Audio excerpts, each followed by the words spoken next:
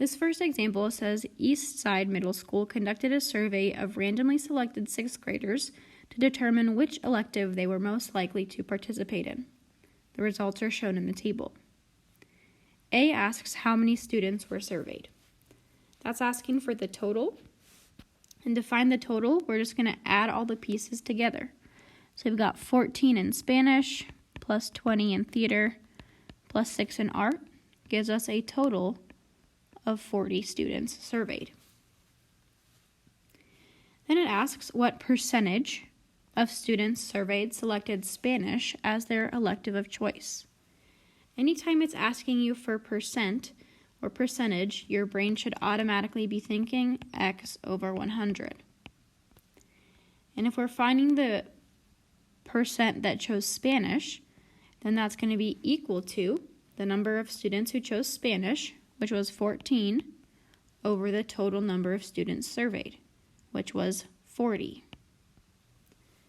Then we can solve this proportion. If you have a calculator, cross multiply and divide. Otherwise, we can simplify 14 and 40. We can divide both of these by 2, which would give us 7 over 20. And then we can go from 20 to 100 by multiplying 5. So we do the same thing to 7, and 7 times 5 is 35. So that would give me 35%. C says there are 350 students in the 6th grade at Eastside Middle School. Using this sample, about how many students can be expected to sign up for art?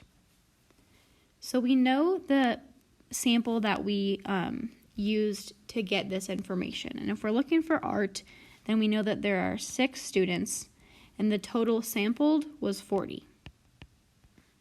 Well, now we want to know how that is going to create students out of the whole 6th grade, not just the population that we sampled.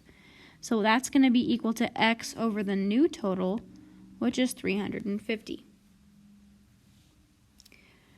Again, we can simplify this by dividing 6 and 40 by 2, and that will give us 3 over 20. And then we can't go from a 20 to 350, so you might cross multiply and divide on this one, but we're going to end up getting x equals 53. So out of the whole 6th grade, 53 students could be expected to sign up for art.